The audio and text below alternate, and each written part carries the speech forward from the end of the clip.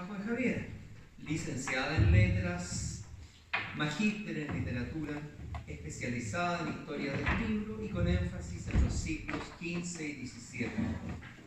Además, es cofundadora del, fíjense el nombre, Centro de Estudios de Cosas Lindas e Inútiles, CELIA, dedicado a la difusión y socialización de investigaciones sobre objetos y cultura material.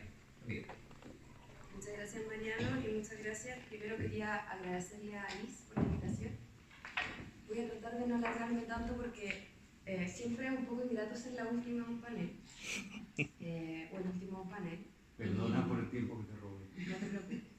Esperamos que podamos mantener nuestra hambre a raya. Bueno, hoy día yo voy a conversar con ustedes sobre un tema que me encanta, que es la encuadernación.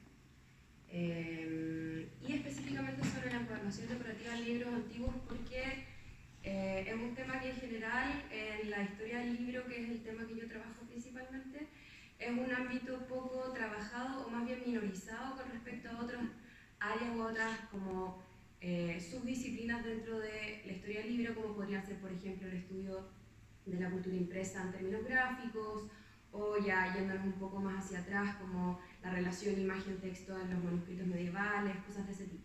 ¿Ya? En general, para historiadores del libro, el estudio de la encuadernación siempre ha sido como una especie de disciplina adyacente, necesaria más bien para la bibliografía analítica descriptiva, que para un análisis como un poquito más profundo sobre un libro en particular. ¿Ya? Sin embargo, el estudio de la encuadernación decorativa o de la encuadernación a secas, que eso también es súper importante, nos puede dar luces sobre aspectos sumamente relevantes de la historia en la que ese libro está inmerso, y no solamente de la historia, sino de las relaciones sociopolíticas, culturales, artísticas, estéticas, que se dan en torno a la producción de libros en un cierto momento específico. ¿Ya? Les pido que si tienen alguna pregunta, me la pueden hacer mientras yo estoy hablando. Tratemos de hacer esto como una especie de clase, más que una charla yo así hablando sola. Dime. Es que me llamó la atención mucho sobre todo lo que abarcas en no sé cuántos años tendrás, pero me imagino que eres muy joven, y cómo sabes tanto de cómo llegaste a eso. Es una muy buena pregunta. Bueno, la verdad es que yo entré, ¿me veo más joven de educación? Sí, primero, nos faltan por ahí. Pero a mí desde siempre me han interesado los libros, o sea, desde muy chica. Partiendo por la lectura. Siempre me fascinó el tema de los libros, y cuando entré a estudiar letras, o sea, yo me dediqué, ¿cierto?, al estudio de la literatura, a la crítica literaria. Siempre me interesó la manera en la que el continente y el contenido, digamos, el formato y el contenido de un texto se vinculaban. Y es, de alguna manera, un aspecto que se trabaja poco desde disciplinas como la literatura, porque en general estamos súper enfocados en el trabajo o la interpretación del texto, más que de establecer o relacionar el texto con el continente en donde se encuentra. ¿Ya? Entonces es súper importante porque, por ejemplo, si nosotros estudiamos, ¿cierto? Pedro nos hizo una revisión súper interesante a lo largo de la historia de las imágenes, y vimos una serie de formatos que nosotros no podemos, ¿cierto?, nubilar o separar esa relación que existe entre el soporte o el formato y el contenido y la manera en que nosotros leemos. Y eso es súper importante. Entonces, de alguna manera, cuando yo estaba trabajando, me surgió esta pregunta, ¿cierto? ¿Cómo vincular contenido y contenedor? Específicamente en un momento de la historia que es la transición entre el manuscrito y el impreso, en el que eso se tensiona. Porque se cambia, no de contenedor, porque el contenedor sigue siendo el códice, pero se cambia el sistema de reproducción. Entonces, cómo ese cambio del sistema de reproducción altera también ciertos contenidos o ciertos géneros textuales. En específico, yo me especialicé como en un género poético muy puntual, que surge en el siglo XVI y surge porque existe la imprenta. O sea, un género que nosotros no podíamos entender en un mundo de la cultura manuscrita, por ejemplo. Entonces, de ahí como un poco pegar el salto a la encuadernación y el modo en que los libros y la forma que tienen los libros nos pueden hablar de cosas que no necesariamente están a simple vista ahí. El ejemplo que puse acá es un ejemplo que me gusta mucho. Esta es una Biblia que pertenecía a la reina Victoria de Inglaterra. Y es interesante, yo aquí no les puedo... empezar a hacer... Pásala tú y yo paso la... Ah, no, sí, es que no la quería pasar, lo que quería era con la manito mostrar la especie de monograma que hay en el centro, el emblema que hay en el centro, porque ese es el emblema de la reina Victoria. Entonces, de inmediato nosotros, lo puse aquí como ejemplo como para que entendamos de qué manera la decoración de los libros, y no solo la decoración, sino los materiales con los que se construye, el formato que tiene, nos pueden dar pistas sobre su historia, no solo la historia de este ejemplar en específico, sino de una historia mucho más general, sobre cómo ese libro circuló, sobre cómo se vendió y específicamente sobre quién lo mandó a hacer. ¿Ya? En este caso, este es un regalo, un libro que manda a hacer la reina Victoria, ¿cierto? Y entonces ese libro tiene en su portada el emblema de la reina Victoria que nos dice a nosotros como historiadores y nos permite identificar el donante y el propietario de ese libro. ¿Ya? Quisiera partir con un par de preguntas. Una de ellas creo que ya más bien la contesté un poco ahora, que es como el objetivo de esta plática o esta charla, es dar cuenta de por qué es importante que nosotros trabajemos la encuadernación desde un punto de vista investigativo o crítico, o que nos hagamos preguntas cuando miremos los libros y no solamente los leamos y no solamente miremos su interior, sino que también seamos capaces de estudiar y trabajar con sus exteriores y con sus formas, con la calidad del papel, ¿cierto? El formato que tienen, de qué manera se abren, y también lo que nos convoca hoy día, ¿cierto? Cómo están decorados, no solamente hoy día, sino también la exposición que tenemos allá, ¿cierto? Y una segunda pregunta también tiene que ver con por qué nosotros llamamos a este tipo de libros encuadernaciones artísticas o encuadernaciones decorativas, ¿cierto? Y con eso, bueno, además de, volviendo 2 segundos a la pregunta anterior, otra de las razones, ¿cierto?, por qué es importante este estudio es porque nos da luces sobre 3 aspectos del libro que no son solamente su contenido, sino que también tienen que ver con prácticas de lectura, con manejo y también con su circulación. Nosotros cuando estudiamos encuadernación podemos identificar o podemos estudiar casi todos esos aspectos del libro que muchas veces no tienen bajadas en las mismas producciones de texto. O sea, es un poco difícil conocer la circulación de un libro si no es a partir de estas especies de paratextos materiales. Estoy pensando específicamente en cuestiones como el desgaste. Nosotros de inmediato podemos saber para qué fue utilizado un libro, imaginando que es un libro que tiene su encuadernación original, ¿cierto? Por el desgaste que ha sufrido, ¿cierto? Y hay historiadores que se han especializado en estudiar tipos de desgaste, entonces, o tipos de marcas de uso, por ejemplo. Entonces, es muy interesante que nosotros podamos establecer, ¿cierto?, dentro de esas 3 líneas, para qué nos sirve el estudio de encuadernación. Una segunda pregunta tiene que ver con el concepto, ¿cierto?, de encuadernación decorativa o encuadernación artística, que ha sido problematizado harto, tanto en la sesión de ayer como también en la sesión de hoy, que es un libro objeto, ¿cierto?, que es un libro artista. Yo aquí puse encuadernación decorativa y no encuadernación artística propiamente tal, porque creo que específicamente para libros antiguos es complejo utilizar el concepto de artística, considerando que el mismo concepto de arte en la Edad Media era algo completamente diferente a lo que estamos acostumbrados hoy día, ¿ya? Sobre todo porque los productores de libros o los encuadernadores del periodo, voy a mostrarles libros que más o menos datan desde el 1200 a mediados del siglo XIX, ¿ya? Ese es más o menos el campo que vamos a abarcar. No traje tantos ejemplos como me gustaría, hasta podría ser una charla muy larga y podríamos tener muchos ejemplos y mostrar muchas cosas de ella, pero me voy a detener en solo algunos ejemplos puntuales de cosas específicas que quisiera mostrar.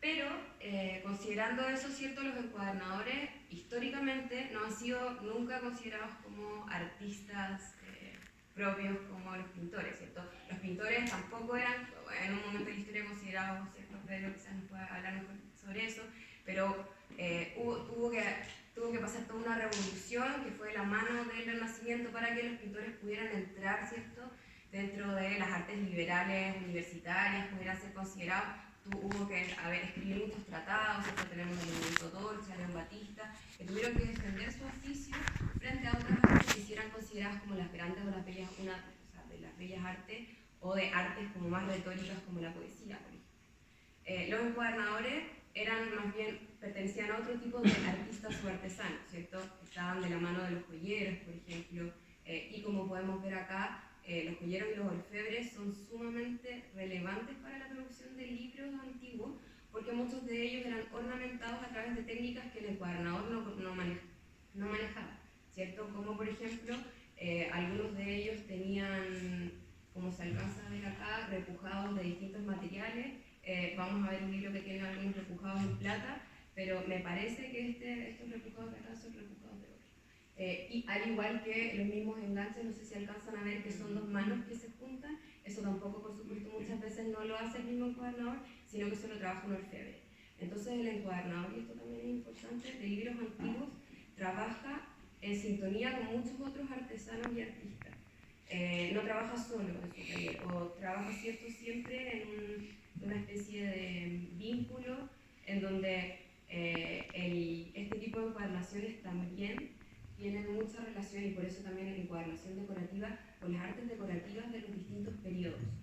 Traje solamente un ejemplo de cómo podemos ver esto en la historia. No quise hacer como una pasada de estilos e historia, como este estilo de encuadernación decorativa pertenece a esta época, porque para eso hay manuales que se pueden consultar, y si quieren después puedo pasarles referencias y eso, y que es mucho más fácil tener, ¿cierto?, si nosotros tenemos el libro, consultar el manual. Son cosas que de pronto no nos vamos a aprender de memoria si no trabajamos así con los libros constantemente.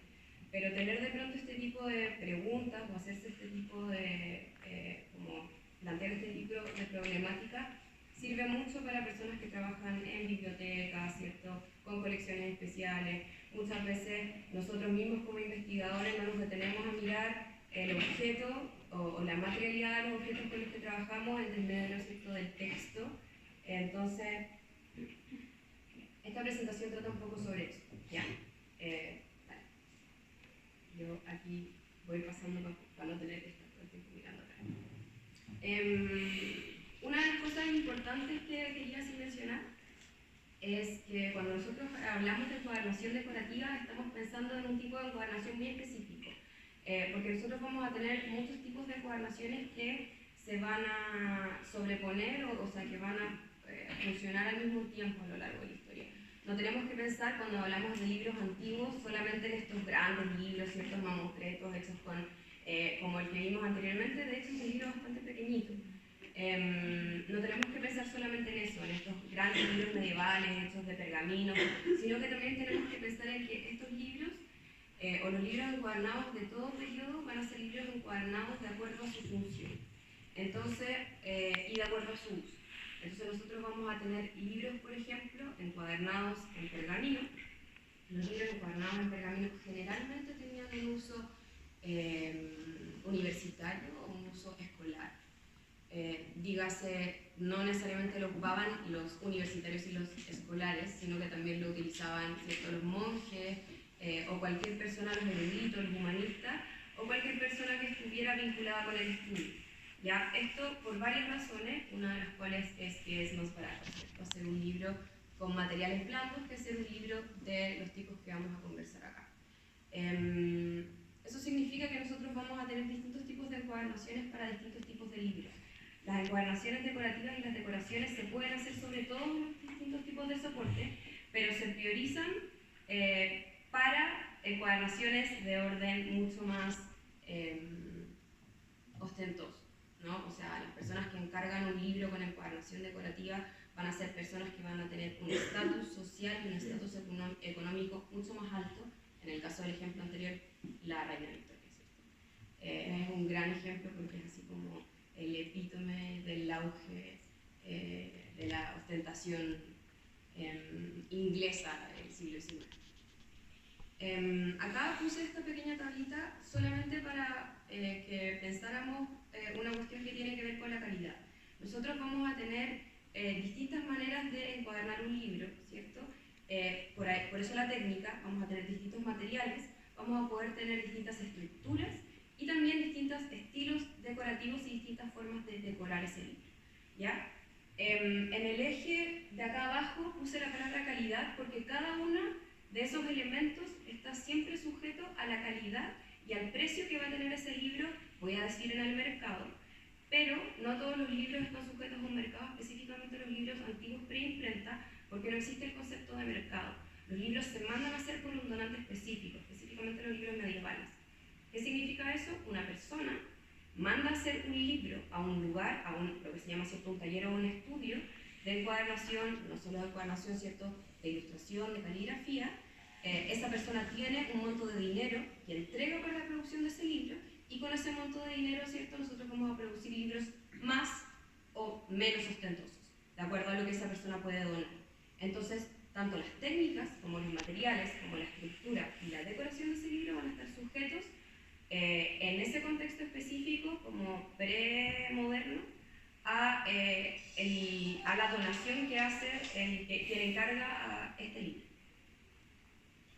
Por otro lado, eso se mantiene a lo largo de la historia, pero en el contexto como del mercado editorial va a haber un cambio altísimo, un cambio súper importante, porque la calidad que van a tener estos aspectos no va a tener tanto que ver con el dinero del donante, por supuesto, porque los libros ya no los manda a hacer una persona o una institución, como el Vaticano o la Iglesia Católica, sino que lo manda a hacer, o sea, los libros ya entran dentro de una lógica de publicación editorial, ¿cierto? Hay casas de publicación, casas de imprenta, cuya existencia depende de que sus libros circulen en el mercado.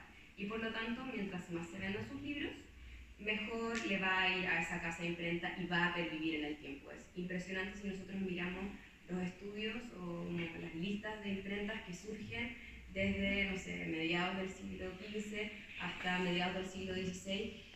Casi todas las empresas de impresión no duran más de ese año o incluso muchísimo menos, porque la inversión inicial que hay que hacer es muy importante y generalmente casi todas estas pequeñas empresas de imprenta no sobreviven esa inversión inicial o se dedican a la publicación de otro tipo de libros como folletos o manuales o cosas como de publicación más inmediata. ¿Ya? Las imprentas que publican libros y perviven a lo largo de la historia y de la mano de ellas, los talleres de encuadernación que publican este tipo de libros son verdaderamente pocas. Ya nosotros vamos a tener así como un ejemplo de una casa de publicación que funciona dentro de estas lógicas, es la casa de Aldo Manuzzo, ¿cierto?, en Venecia, que es un muy buen ejemplo de un impresor que logró publicar libros de lujo, con encuadernaciones también de lujo, que circularon dentro de los circuitos de los humanistas del periodo. ¿Ya? Porque él fue muy inteligente en captar un estilo y una estética que fuera atrayente para los humanistas del Renacimiento y entonces ellos compraran sus obras y además él tenía, ¿cierto?, todo un mercado de circulación con los Medici, entonces ahí, bueno, ese es otro tema, pero también es interesante pensar un poco en eso, en el mundo en el que circulan estos libros, ¿ya? Con esto quiero decir que nosotros vamos a tener variables que van a determinar la técnica, la materialidad, la estructura y la decoración de nuestros libros. Y esas variables van a tener que ver con el dinero, ¿ya? En un mundo premoderno, con la donación que va a hacer la persona que va a encargar o la institución que va a encargar el libro, y en un mundo moderno y posmoderno con el mercado de publicación de ese libro, ¿ya? Con esto quiero decir que en el mundo, como en el mundo moderno, ¿cierto?, de la industrialización del siglo XVIII y XIX, lo que se va a necesitar, y bueno, con el surgimiento de la imprenta, una de las cosas que ocurre es que empiezan a haber muchos más libros, ¿ya? Y como van a empezar a haber muchos más libros, por la misma razón nosotros quiero decir los encuadernadores, pero me incluyo quizás francamente.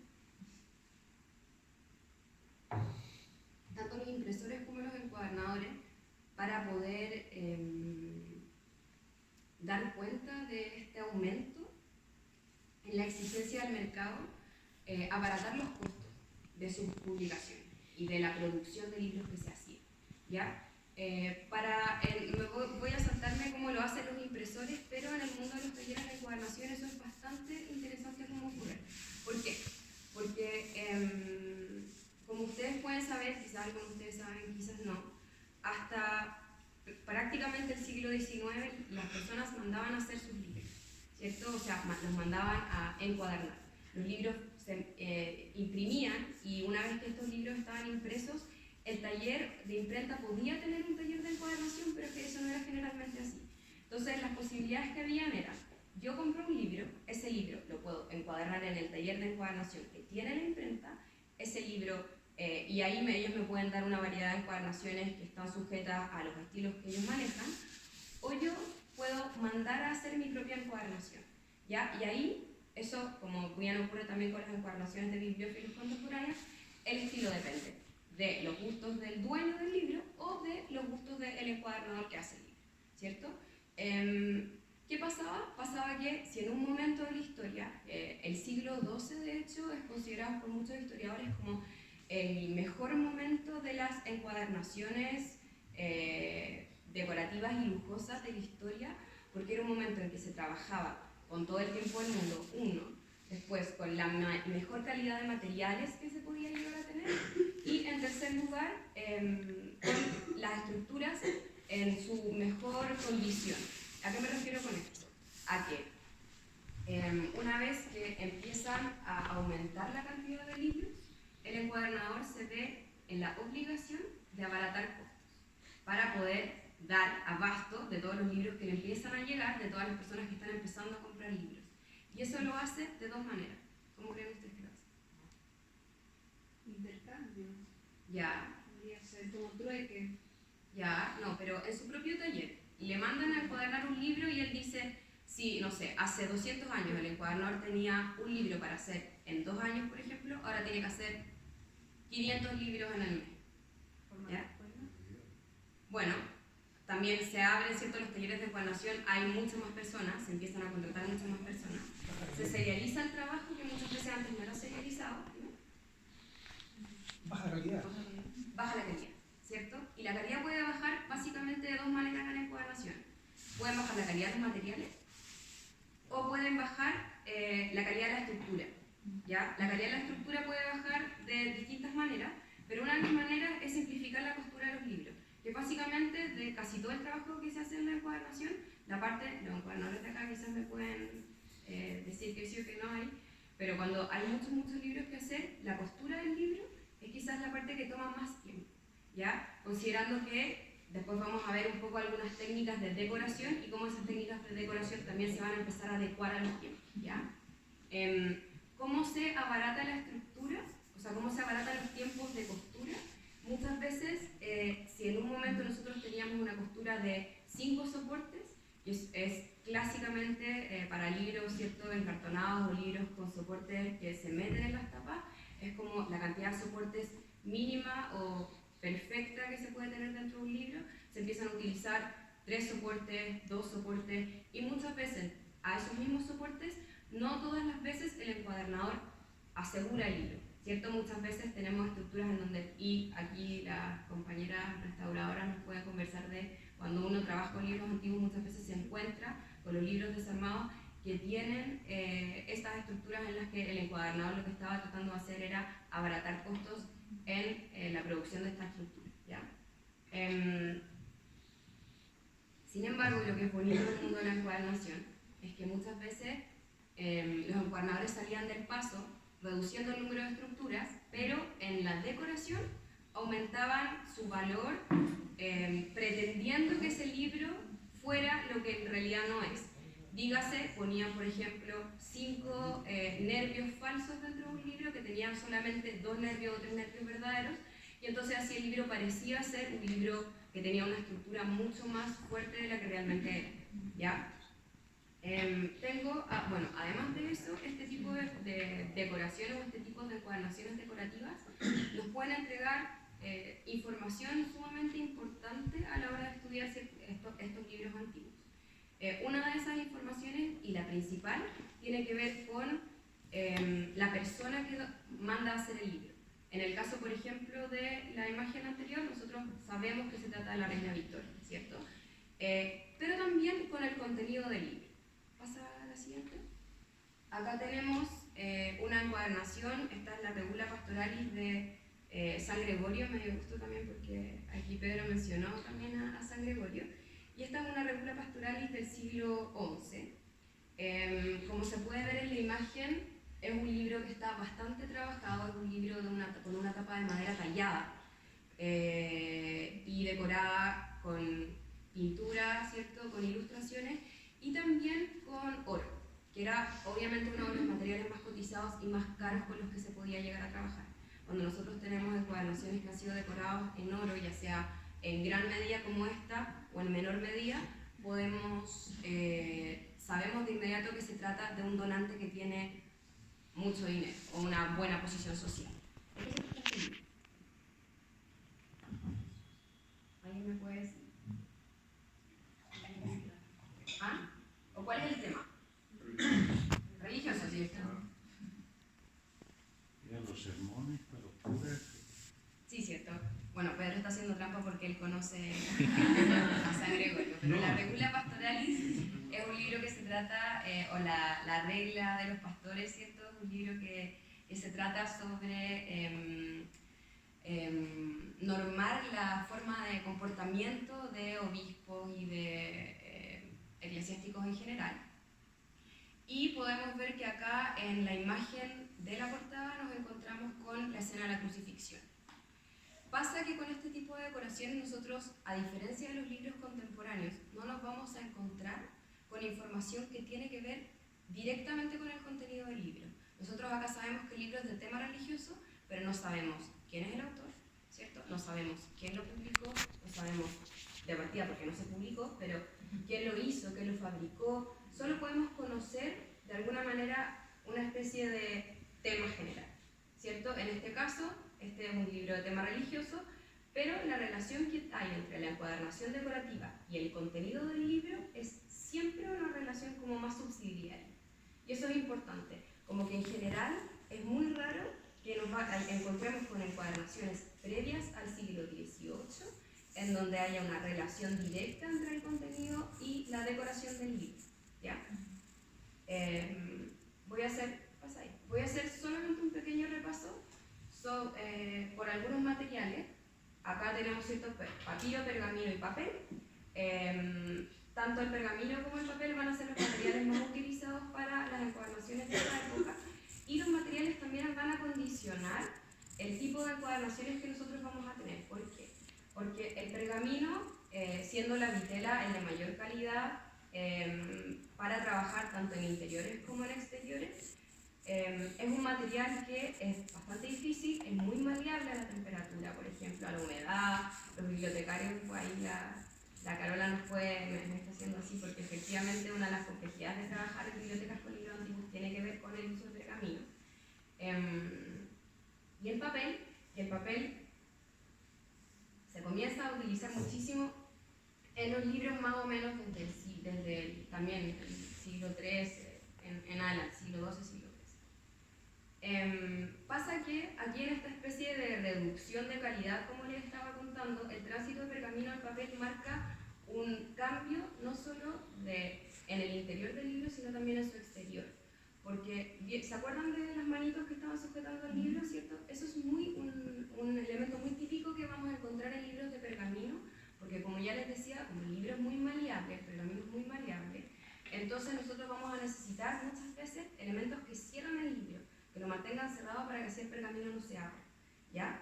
De hecho, si ustedes estudian o miran pinturas de Vanitas o, ¿cómo se llaman estas pinturas que tienen objetos? Como lo acabo de decir. Naturalezas muertas, las típicas naturalezas muertas holandesas, en donde hay distintos objetos y muchas veces libros. Estos libros aparecen así completamente abiertos y arrepollados, precisamente porque son libros de pergamino que no tenían mecanismos de cierre y por lo tanto no permanecían estables en el tiempo, ¿ya? Pasa que con el surgimiento del papel a los encuadernadores se les facilita un poco la vida, porque ya no es necesario obligatoriamente ponerle esos mecanismos a los libros, sino que solamente se los vamos a poner a aquellos libros que los exigen, como el libro La Reina Victoria, ¿ya? O sea, va a ser una cuestión más de estilo que de necesidad.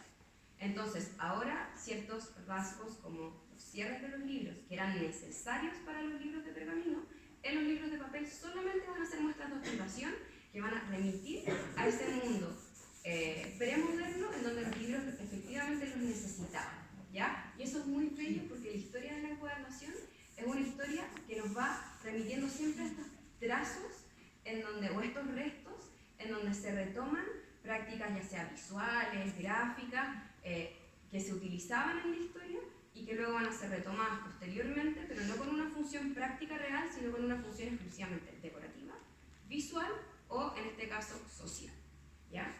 Tengo también algunas, estas las vamos a pasar bastante rápido, son solamente algunas estructuras. Este es un libro precioso que publicó la Universidad de Yale, es una especie de manual que se puede consultar, de hecho está en internet, en donde aparecen materiales, ¿cierto? Y las típicas formas de encuadernación de distintos periodos. Me parece que estos son libros, me parece que el primero son libros góticos.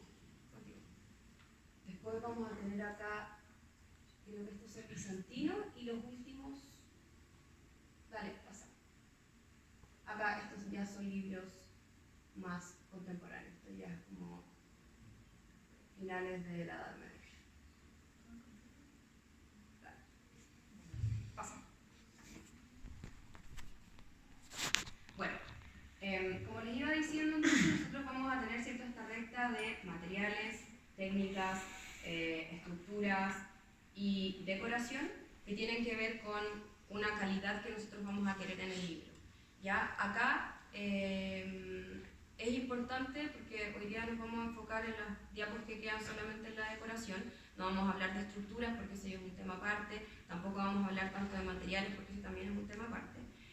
Acá podemos ver dos encuadernaciones. Una encuadernación alemana del siglo XVI y otra una encuadernación inglesa del siglo XVII. Y las puse acá por dos motivos.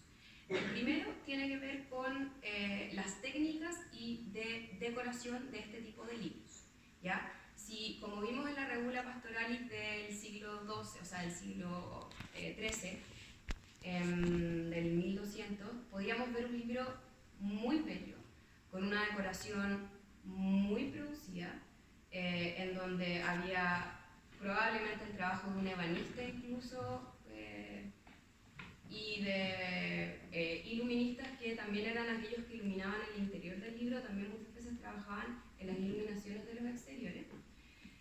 Sin embargo, en la medida en que empieza a aumentar la producción de libros, estos son libros que ya están casi que en pleno proceso de impresión, nosotros vamos a necesitar nuevas técnicas de decorar, porque ya no puedo tener a una sola persona haciendo un libro que va a tener una decoración individual y única. Ya esa Regula Pastoralis es un libro que solo existe una vez, no solo por su contenido, sino también por su encuadernación. Esa también es una de las características que tienen muchos de los libros que están en la misma exposición, ¿cierto? La encuadernación decorativa, una de sus características específicamente para libros antiguos es que muchas veces es irrepetible. Pero, ¿qué hacen los encuadernadores? Nosotros igual vamos a necesitar repetirlos, porque vamos a tener que hacer más de un libro a la vez. Entonces, para eso vamos a desarrollar ciertas técnicas.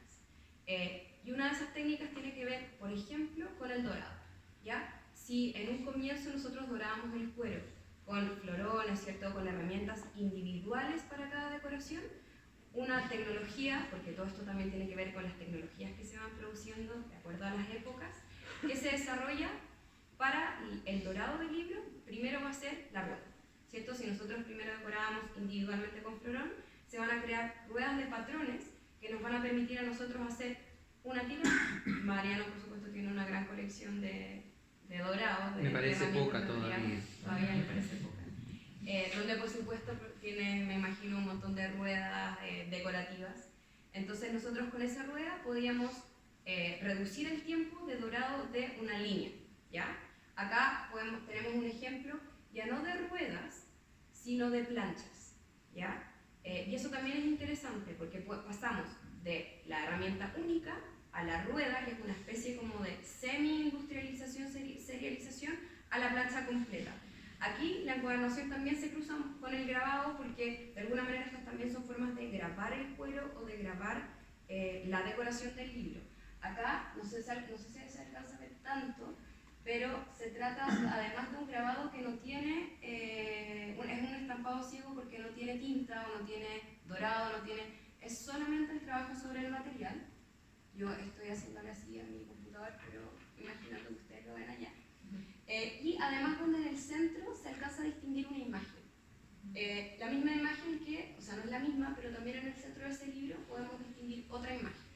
Muchas veces las imágenes que se encuentran en los libros con encuadernaciones decorativas van a tener principalmente tres naturalezas. La primera va a ser, como en estos casos, un emblema o una heráldica del dueño. Y eso nos va a permitir, también como en el caso de la Reina Victoria, identificar el libro. La segunda puede ser una figura, que en este caso sea una figura, valga la redundancia, figurativa, una escena, un personaje. ¿Ya? Ese personaje puede ser un personaje simbólico, como en el caso de la Regula Pastoralis, donde nos encontramos con personajes de las Sagradas Escrituras, o puede ser una escena de la vida o un retrato de la persona o el dueño del libro. En estos casos tenemos una figura allá y una heráldica acá. ¿Ya? Las heráldicas son fáciles de identificar y si nosotros conocemos además el escudo o el emblema de una familia en específico, vamos a poder quizás rastrear la encuadernación o la pertenencia a ese libro. Es importante mencionar que esto es algo que igual había olvidado, pero es muy importante, que una de las cosas que tenemos que considerar a la hora de estudiar encuadernaciones de libros antiguos es que muchas veces estos libros han sido reencuadernados. Entonces tenemos que tener ojo para saber si es que son encuadernaciones contemporáneas al libro que está dentro o no lo son. Ya voy a mostrarles después una encuadernación en donde uno es y el otro no. Acá además tenemos un caso bastante bonito en mi gusto, que es el caso de Samuel Mearn, que es un encuadernador inglés del siglo XVII y que él es muy importante para la encuadernación inglesa porque él crea lo que se llama el estilo cottage, que es el estilo que aparece acá, en donde, no sé si se alcanzan a fijar, pero de alguna manera estos arcos que él hace en las encuadernaciones simulan ¿cómo se llama esto? Los techos de un cottage, que es una cabaña, ¿cierto? Una especie de cabaña. Entonces, él crea este estilo, y eso también es interesante porque nosotros también pensamos muchas veces la historia de la encuadernación como una historia sin individuos, o sin personalidades únicas, pero desde más o menos el Renacimiento hacia adelante igual vamos a poder identificar ciertos encuadernadores, como en este caso, Samuel Mearn, en donde su obra fue fundamental para la decoración de una época, porque muchas veces en la historia de las decoraciones suelen, ¿cierto? O sea, están en todas partes, pero muchas veces parten en los libros y luego de los libros se extienden a otras partes de las habitaciones, las casas, los muros, ¿cierto? Y eso también es interesante porque aquí podemos establecer un cruce entre los estilos decorativos de los libros y la historia del estilo y el gusto en general, ¿ya? Acá también quería mostrar otras dos encuadernaciones. Esta encuadernación, acá no le alcanza a poner es una encuadernación alemana, del siglo XVIII, que está en terciopelo con aplicaciones en plata desde 1760.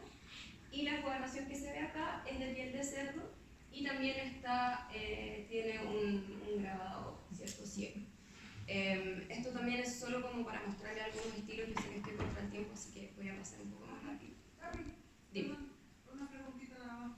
La tapa con la piel de cerdo era con madera, ¿no? Esa encuadernación en específico sí. Es súper buena la pregunta que hace la Bianca porque nos habla un poco también de los materiales.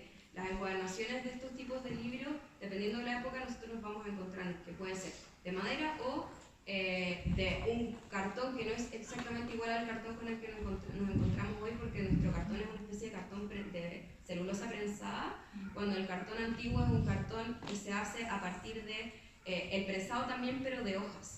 Ya, a diferencia de esta especie de cartón prensado, este es un cartón de hojas que se van acumulando unas sobre las otras. Entonces puede llegar a ser mucho más duro que nuestro cartón, que bueno, ustedes por supuesto, creo que a la mayoría les debe haber tocado trabajar con cartón piedra, que las puntas se desarman y es un poco terrible. Este es un cartón con otras materialidades.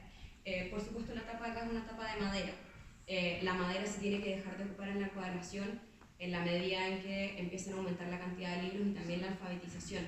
¿Por qué? Porque la madera genera, además de ser muy pesada, generalmente se usa para libros muy grandes que tienen una función no necesariamente de lectura, sino una función de otro tipo. Puede ser para leer, pero generalmente son libros cuya función es quizás más artística en términos de que son libros para mirar, más que para admirar, más que para leer propiamente. Casi todos estos libros, de todas maneras, son libros para admirar más que para leer. Muchos de ellos eran llevados por reyes y reinas consigo colgados de su indumentaria, también como una manera de ostentación. Por eso mismo, además, estos libros suelen ser libros religiosos, porque es una especie de manera de llevar con nosotros la palabra de Cristo, pero ostentando además nuestro estatuto social. Pasa.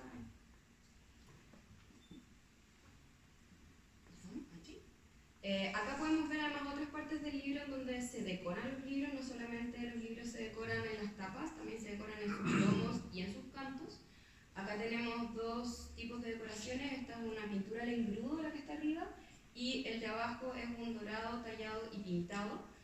No sé si se aventuran, bueno, ahí yo puse los años en realidad, les voy a pedir que aventuraran los años, pero puse. El de arriba es cierto, 1700 y el de abajo es de finales del 1800. Es un estilo así muy neoclásico, como muy prototípico. Y acá hay algo interesante porque también los tipos de decoraciones tienen que ver con las técnicas que son más populares en ciertas épocas y que se desarrollan en ciertas épocas. El papel marmolado no se populariza en Europa sino hasta finales del 1600. Entonces es raro encontrarse con uso de papel marmolado, por ejemplo, en decoraciones antes de esa época, ¿ya? Entonces también este tipo de cosas nos van a permitir datar los libros con los que nos vamos encontrando. Si nosotros nos encontramos con un libro que tiene un canto como el de abajo, que es preciosísimo, va a ser difícil que sea un libro del 1200, ¿cierto? Por el estilo que tiene. Pasa. Este es un libro y con esto ya estamos, voy a tratar de dar un cierre para que ya podamos ir a almorzar. Es un libro bordado y creo que los libros bordados, que es una tradición también inglesa, a pesar de que su fabricación se extiende en otras partes de Europa como Italia principalmente y Francia, es un libro que explica súper bien la relación que existe entre la decoración de un libro y la manera en que nosotros vinculamos esa decoración con otras cosas. ¿Ya? ¿Por qué? Porque nosotros tenemos básicamente 3 soportes para el bordado de un libro. Quizás ustedes nunca hayan visto un libro bordado antes, pero esta es una práctica que se utilizaba bastante para libros de orden religioso. Generalmente los bordadores eran hombres, pero se le vincula mucho con libros femeninos porque son libros más pequeños que usualmente eran libros de devoción privada para mujeres, ¿ya? En este caso tenemos acá un libro del siglo XVI y los libros bordados podían tener 3 tipos de soporte. O sea, primero se hacía el libro y luego se bordaba la tela que se iba a utilizar para recubrir el libro. Y esta tela podía ser lino, podría ser lona, podía ser satín o podía ser terciopelo, ¿ya? Dependiendo de cuál de esos 3 materiales se utilizaba, tenía que ver con el estatus de la persona que mandaba hacer ese libro. Porque, por supuesto, un libro en lona, con una base de lona, no es lo mismo que un libro con una base de terciopelo, ¿ya? En este caso, por ejemplo, en las 2 imágenes anteriores teníamos pues folletos, aquí.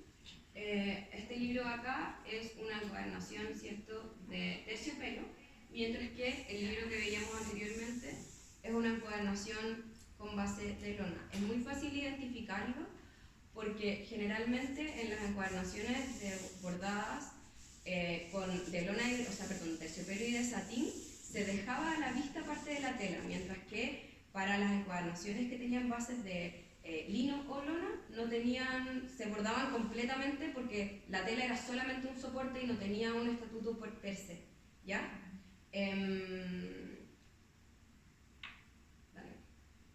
Para finalizar quería cerrar con esta imagen, que es una imagen de una encuadernación decorativa bastante bella a mi gusto, de un taller de encuadernación que es la Dove Bindery, perteneciente a T.J. Cotton Sanderson, que es uno de los grandes amigos de William Morris, uno de los precursores del movimiento, ¿cierto?, de las arts and crafts inglesas. Traté de traer varios libros ingleses como para mantenernos dentro del mismo campo, al menos geográfico. Pasa que las encuadernaciones decorativas, si bien tenían siempre que ver con un donante, con una persona que mandaba hacer estas encuadernaciones, también podemos hablar de cómo, y de cómo de alguna manera este tipo de decoraciones entra en crisis en el momento en el que surgen los libros masivos. Hay también una tensión entre el libro masivo y el libro de decoración artística o encuadernación artística que a mí me parece interesante al menos explorar a modo de cierre. Y tiene que ver con que si bien durante, no sé, la época de la regula pastoralis que les mostré a un comienzo, existen libros encuadernados sin decoraciones, a modo como estas especies de libros en pergamino que tenían otra función, como la de educar, por ejemplo, y que circulaban de otras maneras, eran menos caros, eran más fáciles de producir. No hay una tensión entre el libro único y el libro masivo, precisamente porque a pesar de que son libros más baratos, continúan siendo libros únicos de la misma manera, ¿cierto? Específicamente en la época preimprenta, ¿ya? Lo que ocurre con la masificación del libro y específicamente con la industrialización es que cuando se empiezan a abaratar los costos y se empiezan sobre todo a abaratar los materiales de la producción de libros, nosotros nos vamos a encontrar con un libro que va a ser barato y asequible y por lo tanto va a haber una contraparte de ese libro barato y asequible que va a ser el libro de encuadernación decorativa de bibliófilo como el que nos encontramos acá arriba, ¿ya? Esa misma contraposición no se da de la misma manera en épocas anteriores.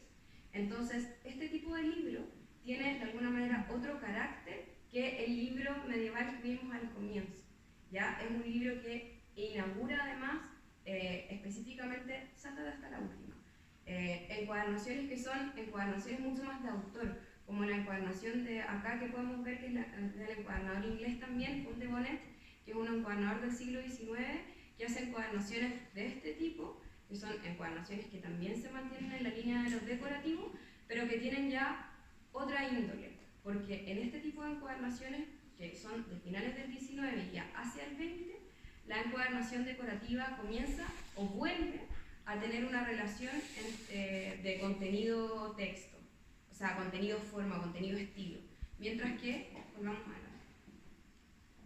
más. En encuadernaciones como esta no hay una relación directa, ¿ya? Acá además, en estas prácticas, una de las cosas que se hacía con las encuadernaciones, como las de la Dove Press o la Dove Bindery, es que ellos producían libros en una época de industrialización, pero con técnicas y prácticas propias del mundo semi-industrial, voy a decir, porque se hacen con impresión tipográfica, pero se hacen con encuadernación manual en un momento en el que ya existían las máquinas de encuadernación, por ejemplo, o sea, las máquinas de costura. Y voy a cerrar solamente como para decir o para no sé, contar quizá que, bueno, este tipo quizá habría sido un poco más didáctico, mostrarse todo, como ya les decía anteriormente, años, kilos.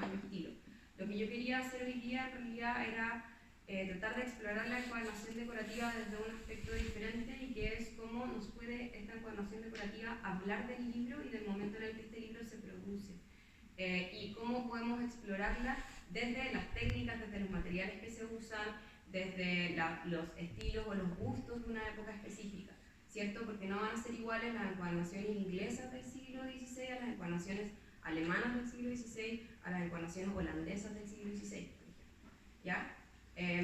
Y entonces hacer este tipo de trabajo es interesante también por eso, porque porque nos permiten a nosotros adentrarnos en un mundo en donde el libro no es solamente su contenido, sino que es también todas aquellas cosas que nos hablan desde otros lados, no desde las palabras, sino también desde las imágenes y desde sus decoraciones o sus estilos o sus materialidades. Eso, muchas gracias.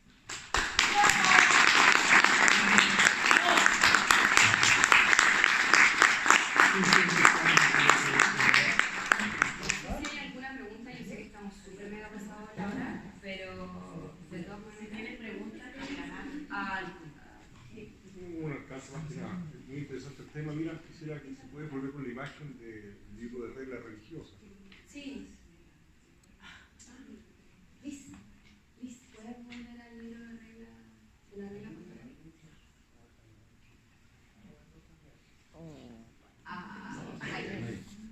Mira, uno presupone desde el punto de vista histórico arqueológico que la regla religiosa se repartía a las iglesias, ¿cierto?, de manera oficial. Aunque haya un libro específico que debe haber sido donado como de un cardenal, porque este es un libro único, ¿cierto? Sí. Lo que no significa que no se hayan hecho otros 10, pero más económicos, más populares. Pero lo interesante es que darse cuenta de que la simbología que aparece en el frontis de este libro necesariamente tiene que haber sido hecha por gente de la iglesia. Porque la simbología que se representa ahí todo el culto a la vida, ¿cierto? Mira los pies de la imagen donde está la cruz, hay una calavera, por ejemplo, hay un conjunto de flores, hay muchos elementos que solamente los conocen especialistas del culto religioso y del culto a la vida. Ahora, ¿cuál es la relación, digamos, del contenido del libro y de los autores de este trabajo? ¿La iglesia tuvo realmente talleres especializados en estos temas? ¿O se contrataba a alguien y se le educaba para que hiciera el trabajo? ¿Hay algún conocimiento de eso? Sí, pasaban las dos cosas. Y depende de la época, depende del lugar y depende de la orden religiosa. Pero hay órdenes religiosas, sobre todo los benedictinos son los que más producen o más tienen talleres de este tipo de libros, bueno, los cistercienses también. Pero pensando específicamente en los benedictinos, porque ellos tienen talleres en donde va a operar el calígrafo, ¿cierto?, el iluminador y el encuadernador de manera conjunta. Entonces son, lo que pasa es que tenemos distintas maneras en las que estos libros podían hacerse, porque obviamente tenemos el taller de la persona especializada, que puede ser, por ejemplo, voy a poner el caso de un iluminador que sea un artista muy famoso en el periodo, que va viajando por Europa haciendo las iluminaciones de ciertos libros y los contratan a él porque él es experto, pero yo también puedo mandar a hacer el libro a un taller específico. Y esos talleres específicos generalmente hasta la revolución universitaria del siglo XII-XIII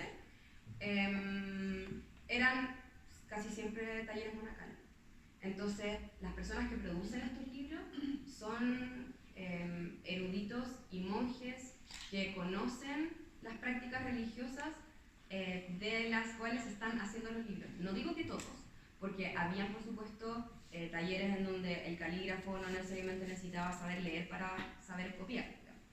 Pero efectivamente las personas que hacían estas decoraciones tienen además una cuestión muy bonita, que son manuales iconográficos para la producción de estas imágenes, en donde efectivamente está, no sé, los tipos de vírgenes que se pueden poner en los frontispicios, ¿cierto? Y esos tipos de vírgenes que se ponen en estos frontispicios para estos tipos de textos específicos. No cualquier virgen va en cualquier texto y no cualquier escena bíblica va en cualquier frontispicio, ¿cierto? Entonces, acá es súper interesante que la regla pastoralis aparezca la escena de la crucifixión, porque finalmente es una escena, quizás la escena más potente, ¿cierto?, del Nuevo Testamento, en donde se nos habla sobre la redención del hombre y sobre cómo, ¿cierto?, Jesucristo murió en nombre de todos nosotros. Entonces, de esta misma manera, el párroco tiene que, ya de entrada, ¿cierto?, como ponerse en ese estado de ánimo que nos va a llevar, o al que nos va a adentrar esta portada. Ahora, otra cosa importante es que estos libros también eran libros para poner no, para poner en la, ¿cómo se llama? En el atril, gracias. En los atriles de las iglesias. Entonces eran especies de libros cuadros, más que de libros para ser leídos. Y eso también es muy importante porque son libros en donde se ostenta el capital de una institución religiosa también.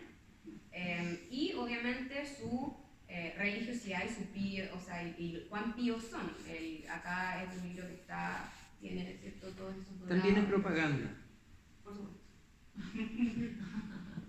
Pero sí, o sea, contestando o intentando contestar la pregunta, funcionaban de las dos maneras, pero generalmente las personas que producían este tipo de libros tenían conocimientos de Sagrada Escritura, de simbolismo, o sea, eran monjes. Un último alcance, Sí. solamente para que lo ubiquen. Fíjense que la cruz es verde y que los pies del Cristo tienen dos clavos, o sea, no un solo clavo o un pie sobre otro. Hay un conjunto de elementos que se pueden rescatar que van más allá del simple conocimiento.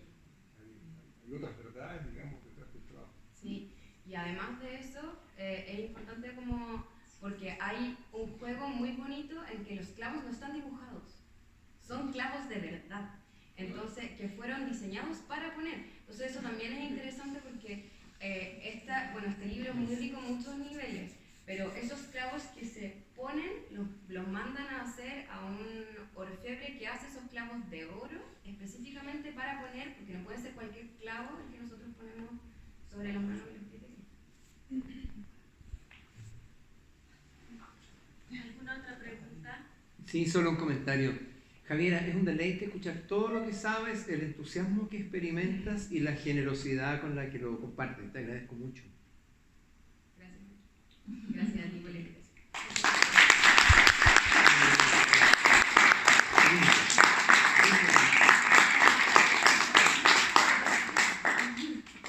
Bueno, en nombre también de la biblioteca, agradecerles la posibilidad de tener estos coloquios que lamentablemente terminan hoy día. Mañana solamente la presentación del libro. Solamente. Así que están invitados para mañana. Pero de alguna forma también quisiera invitarlos a una jornada que se van a realizar el 8 y el 9 de noviembre, que creo que igual es un público que está interesado en estos temas, que es la jornada de Cinela, que son los círculos de investigadores y estudiosos del libro antiguo, que es el 8 y el 9, prácticamente todo el día, como de las 10 de la mañana hasta las 5 de la tarde. Así que esperamos encontrarlos ahí también, en esta jornada que es en noviembre, porque está abierta a todo tipo público y para todos nosotros en el fondo que nos interesan estos temas. Así que eso principalmente. ¿Alguna pregunta? Sí, ¿tienen como algún flyer, alguna información? Estamos por ahora funcionando con redes sociales, con el Facebook de la biblioteca, también con la web de la biblioteca. Hay una web Cinela también. Y por Twitter, por Instagram, que son como las redes sociales que se manejan desde la biblioteca, para invitar a esta jornada que es abierta a todo tipo público. Así que espero verlos también en esa oportunidad. Y obviamente mañana, que se cierra esta jornada que ha sido súper interesante, y también la asistencia, donde se va a lanzar el libro de Cheta, que Liz tal vez les puede dar un poquito más de los detalles del lanzamiento. Así que nada, solamente gracias por asistir también. Bueno, exacto, para cerrar, agradecer a los expositores, a Esteban, a Pedro no tanto porque se pasó mucho, y a Javiera, muchas era broma. Pero es que dije eso para no decir que era mi profe en clase, era mi profe malo. Bueno, agradecer nuevamente a los tres expositores. Como les decía Carolina, el simposio continúa, mañana terminamos. No terminamos aún, mañana es el lanzamiento del libro de José Luis Checa y terminamos el sábado 29 con la exposición. Es el único fin de semana que va a estar abierto, así que para que lo difundan, aprovechen. Desde las 11 de la mañana. Desde las 11 de la mañana hasta las 4:30, ¿verdad? 3:30, perdón. Hasta las 3:30 de la tarde, así que para que le avisen a toda la gente que no pudo venir en la semana de que ese sábado va a estar abierto. Los invitamos para mañana a las 12 del día también.